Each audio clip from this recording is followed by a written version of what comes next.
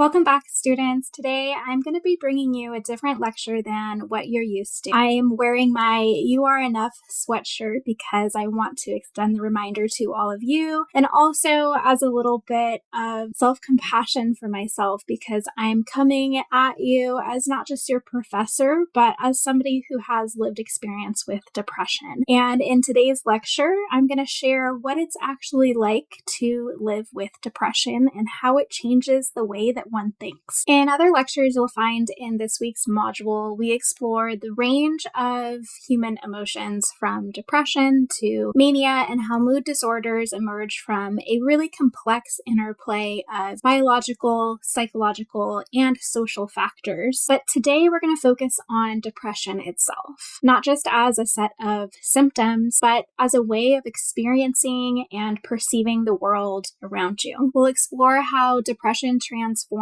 thinking patterns, decision-making, and even our perception of time itself. To guide us, we're going to look at the work of Aaron Beck with the cognitive triad of depression. We're going to look at the schemas of depression and how they contribute to automatic thoughts. We're also going to look at how depression impacts our attention, where we focus our attention, and our memory and reasoning skills. We'll look at a unique bias known as the inverse fundamental attribution error. And last but not least, we'll talk about how there is hope for recovery from depression. When we talk about depression, we often focus on sadness, but sadness is really just at the surface of all that depression encompasses. People living with depression often describe feeling numb or this heaviness or weight, even doing seemingly simple tasks like getting out of bed, answering a text message, making breakfast for themselves. Someone without depression may do these activities with relative ease and not really have to give them too much thought. Someone with depression may have to convince themselves that they're worthy of even brushing their teeth to begin with. It's as though there's this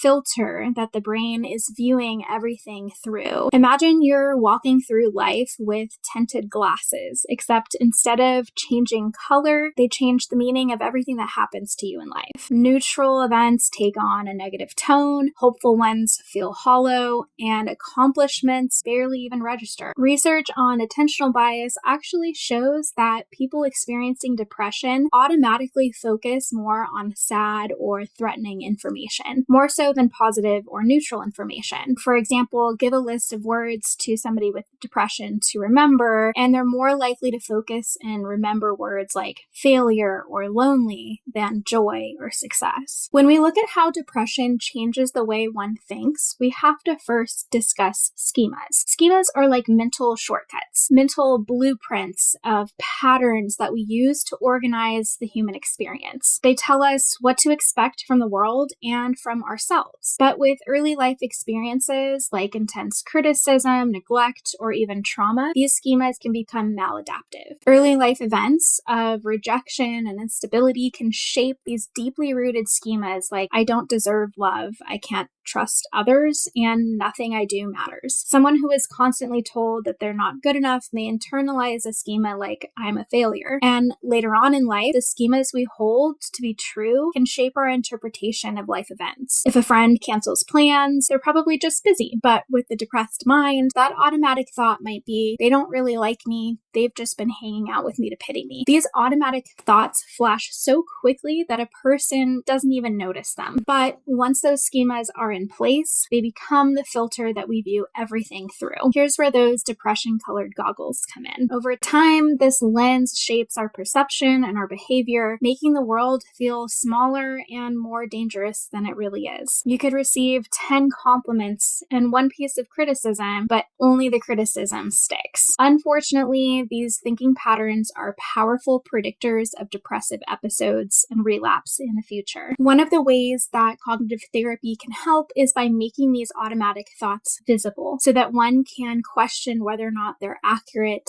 or if they're distorted. Let's take a look at some of these automatic thoughts in more detail. Aaron Beck was a psychiatrist who contributed a lot of work to what we know on depression, and he's the founder of cognitive therapy. What Beck noticed was that his patients weren't just feeling sad, they were thinking in systematically different ways. He described this way of thinking as the cognitive triad. 3 interrelated beliefs that color our perception. A negative view of one's self, like I'm worthless, worthless, a negative view of the world is unfair and unforgiving, and a negative view of the future. Things will never get better. These three beliefs feed one another, creating this self-reinforcing feedback loop. Negative thoughts shape emotions, and then those emotions confirm negative thoughts. If you believe you're incapable, you start seeing the world as harsh and impossible to get through, and the future is hopeless. This cycle becomes self-perpetuating, often without our conscious awareness. Over time, this triad creates a schema, or that filter through which everything we experience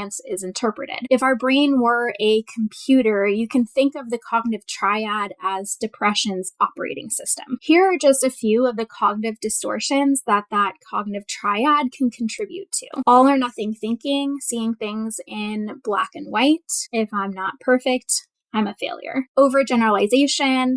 If I didn't get the job, I'll never succeed. Mental filtering, focusing only on the negatives and ignoring the strengths or one's progress, even small progress. Catastrophizing or expecting the worst, expecting disaster. If I make one mistake, everything will fall apart.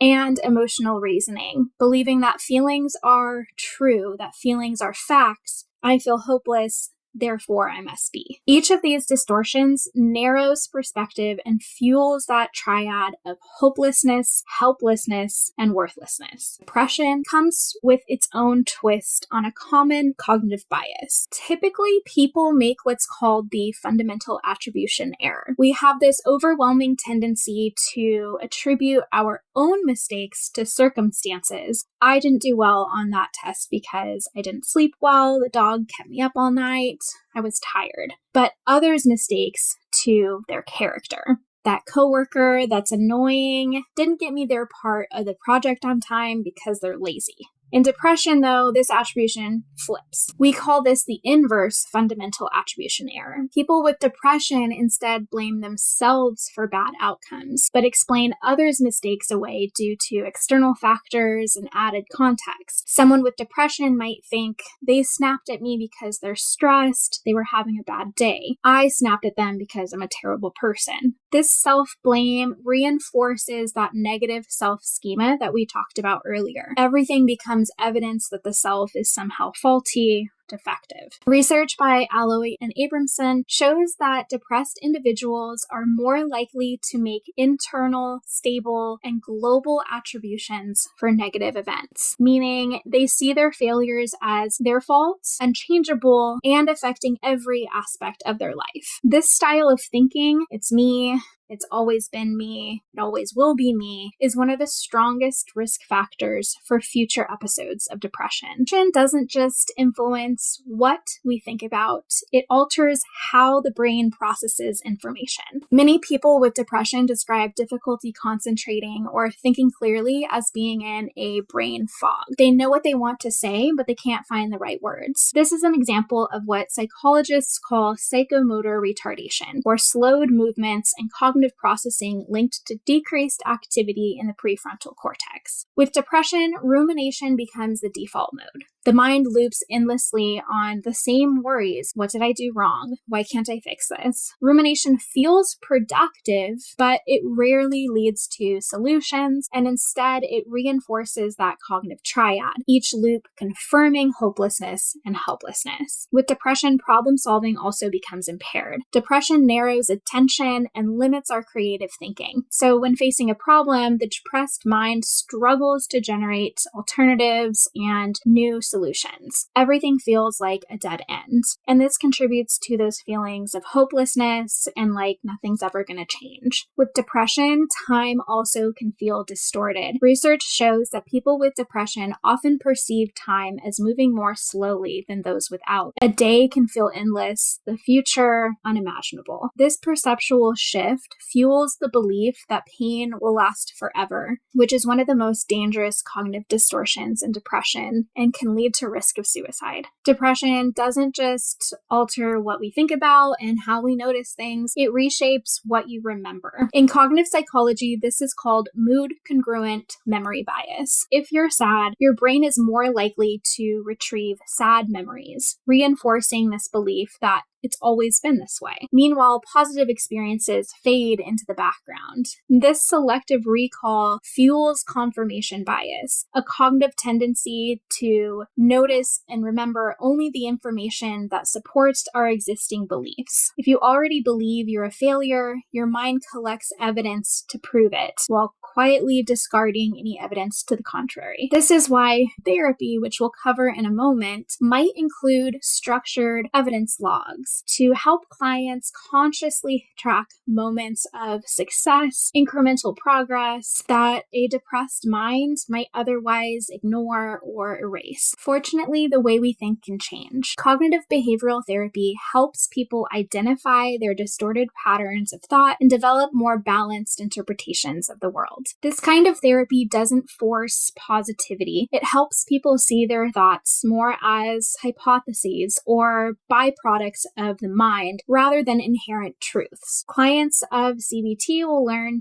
to pause and ask themselves, well, what's the evidence for this thought? Is there another way of viewing the situation? For example, instead of I ruin everything, a therapist might help the client see I made a mistake, but I've also done things well in the past. Instead of nothing will ever change, the therapist and client might explore small areas of agency. What could improve this situation, even just 1 or 5%? Over time, these small shifts can change the way we think and emotional patterns. They literally put a fork in the wheel of the cognitive triad.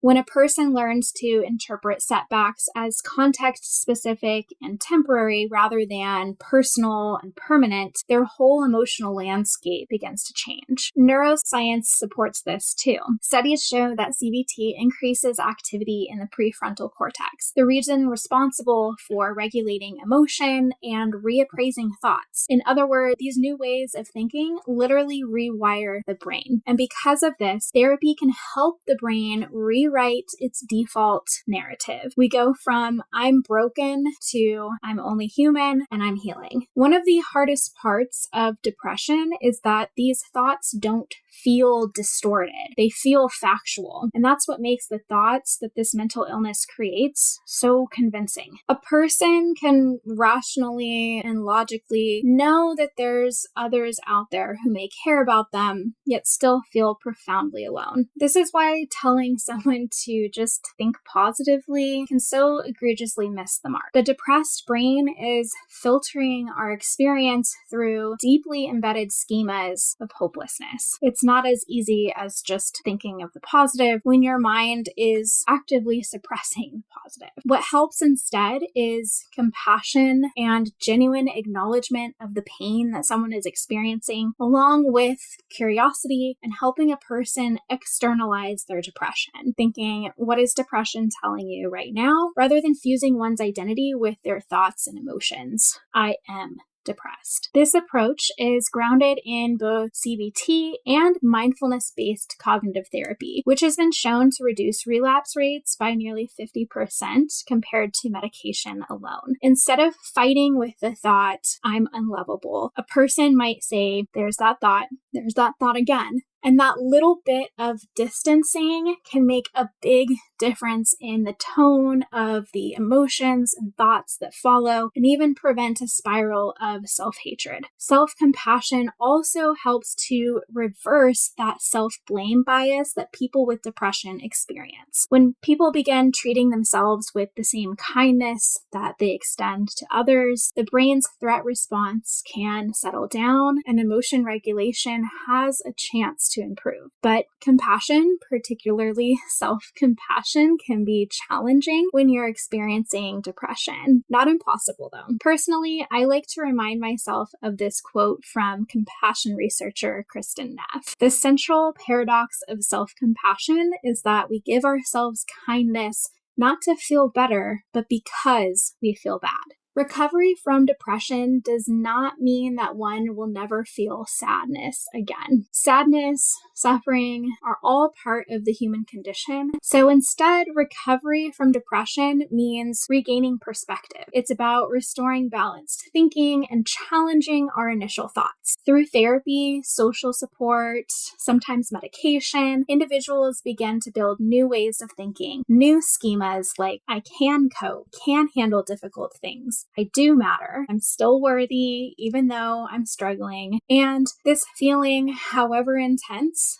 is only temporary. Recovery for depression is the ability to still feel sadness without believing that it defines you and your future. It's remembering that one bad experience doesn't predict what's to come. These beliefs don't immediately eliminate the pain of depression, but they do plant the seeds for hope. And of course, these new beliefs don't happen overnight, but we can grow that sense of hope through repeated use of self-compassion and finding someone, be it a therapist or a friend or even a support group online, of people who may not completely understand 100% what you're going through because everyone's experience is unique, but they try to. Even if they don't always get it right, they try to understand. I want to thank you for listening to this little different than usual lecture and allowing me to be vulnerable with all of you. Let's end this lecture by turning inward